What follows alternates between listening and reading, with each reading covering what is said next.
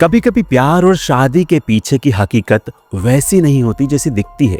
बाहरी दुनिया को जो रिश्ता परफेक्ट लगता है वो अंदर ही अंदर टूट रहा होता है, जल रहा होता है।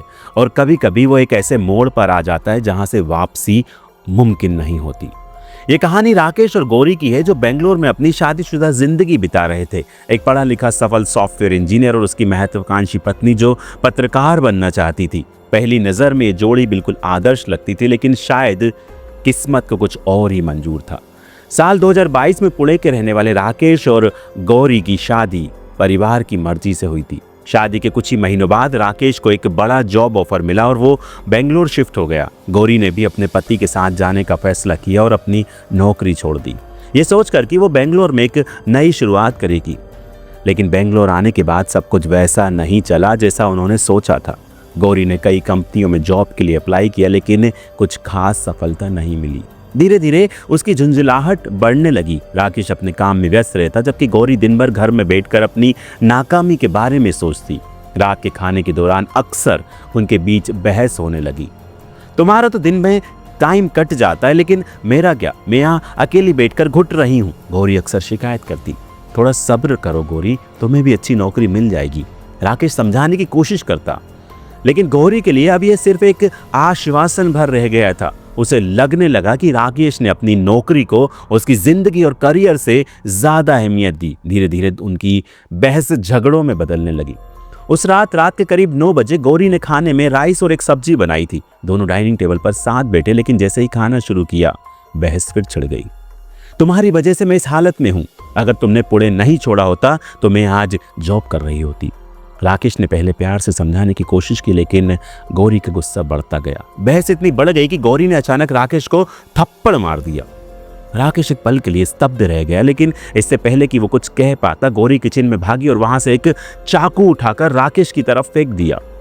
चाकू राकेश के बाजू पर हल्की खरोच छोड़ गया, लेकिन ये हमला उसकी सहन शक्ति की आखिरी सीमा थी। उसके अंदर एक गहरा गुस्सा फूट पड़ा।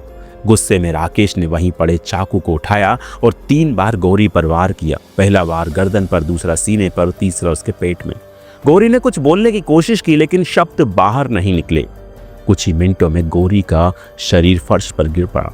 उसकी आंखें अब भी खुली थी, जैसे कुछ कहना चाह रही हो, लेकिन अब बहुत देर हो चुकी थी।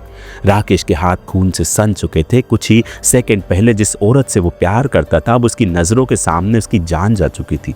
वो घबराया नहीं, बल्कि वहीं फर्श पर बैठ गया। पूरी रात वो गौरी के लाश के पास बैठा रहा, उससे बातें करता रहा। तुम मुझसे क्यों झगड़ती थी गौरी? मैं तुम्हारे करियर के खिलाफ नहीं था, लेकिन तुमने कभी मेरी बातें सुनी ही नहीं। पूरी रात वो उसे देखकर बोलता रहा जैसे वो अब भी जिंदा हो। सुबह के 10 बज चुके थे, लेकिन राकेश वहीं बैठा था। उसे अब एहसास हो रहा था कि उसने क्या कर दिया। सुबह होते ही उसने घर में पड़े एक बड़े ट्रॉली बैग को निकाला, गौरी के निर्जीव शरीर को उसमें समेटा, बैग को घसीटते हुए बाथरूम में ले गया और वहां पर रख दिया। राकेश को समझ नहीं आ रहा था कि वो खुद को पुलिस के हवाले कर दे या फिर भागने की कोशिश करे। लेकिन 27 मार्च की सुबह 10:30 बजे उसने अपना बैग उठाया, दरवाजे को ताला लगाया और अपनी होंडा सिटी कार में बैठकर निकल पड़ा, सीधा पुणे की तरफ। 5 घंटे बाद शाम 5:30 बजे जब राकेश पुणे पहुंचा तो उसने अपने बेंगलोर के मकान मालिक के कारपेंटर को फ़ोन किया। गौरी ने खुदकुशी कर ली है, उसकी लाश बाथरूम में पड़ी है, मकान मालिक को बता दो। ये सुनते ही मकान मालिक घबरा गया। उसने तुरंत बेंगलोर पुलिस को फ़ोन कर दिया। जब पुलिस पहुंची और उन्होंने दरवाज़ा खोला तो उन्हें बाथरूम में बैग के अंदर गौरी की लाश मिली। अब पुलिस के पास कोई शक नहीं था कि ये एक हत्या थी, लेकिन हत्यारा कहाँ था?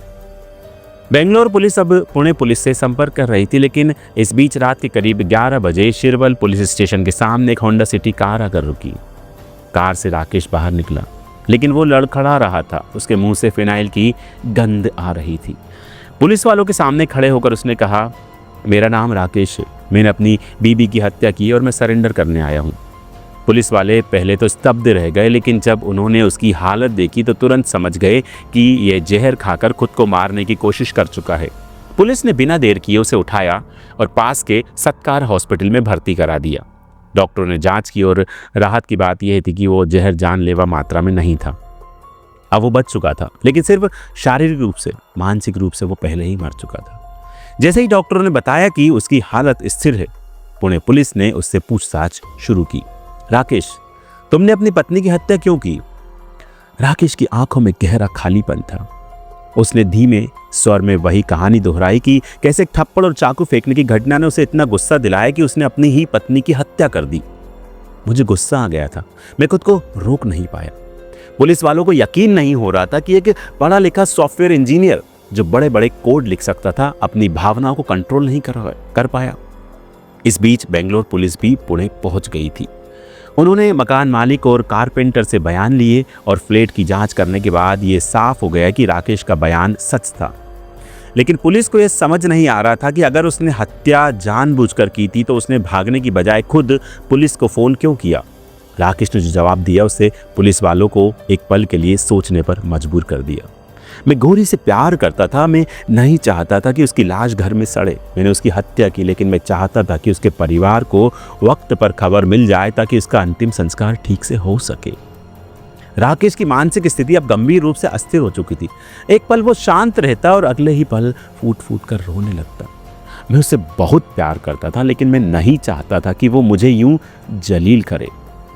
पुलिस वालों को समझ आ रहा था कि हत्या सुनियोजित नहीं थी, बल्कि गुस्से और भावनात्मक अस्थिरता के कारण हुई थी। राकेश भले ही खुद को एक जिम्मेदार अपराधी दिखाने की कोशिश कर रहा था, लेकिन उसने कई ऐसी गलतियां की जिसने उसे पुलिस तक पहुंचा दिया। कोई भी प्लान मर्डर करने वाला अपराधी तुरंत फरार हो जाता है, लेकिन राकेश ने पूरी रात लाश के पास बैठकर उससे बात की। ये साफ दर्शाता है कि हत्या गुस्से में की गई थी, ना कि किसी प्लान के तहत। अगर ये पुलिस को गुमराह करना चाहता तो वो लाश को कहीं और ठिकाने लगा सकता था, लेकिन उसने इसे बाथरूम में रखकर खुद ही सबूत पुलिस को दे दिए। अपराध छुपाने वाले लोग किसी को फोन नहीं करते, लेकिन राकेश ने खुद अपने मकान मालिक को सूचना दी, जिससे पुलिस तक खबर पहुंच गई। हत्या के बाद उसका सरेंडर करके बताना ये बताता है कि वो अपराध बोध से घिर चुका था और भागने का कोई इरादा नहीं था। राकेश को पुलिस कस्टडी में रखा गया है और उसके खिलाफ आईपीसी की धारा 302 हत्या और 201 सबूत मिटाने की कोशिश के तहत मुकदमा चलाया जा रहा है। राकेश का कहना है कि हत्या गुस्से में हुई थी और उसने जानबूझकर ऐसा कुछ नहीं किया, लेकिन कानून के लिए ये मायने नहीं रखता कि हत्या गुस्से में हुई है सोच समझकर। गौरी की मौत एक ऐसा सबक थी जो सिर्फ राकेश के लिए नहीं बल्कि उन हजारों लोगों के लिए थी जो गुस्से में ऐसे फैसले ले लेते हैं जिनका पछतावा उन्हें पूरी जिंदगी भर करना पड़ता है। अगर राकेश ने खुद पर काबू रखा होता तो शायद गौरी आज जिंदा होती। अगर गौरी ने गुस्से में थप्पड़ और चाकू फेंकने की बजाय बात करने की कोशिश की होती तो शायद ये नौबत नहीं आती।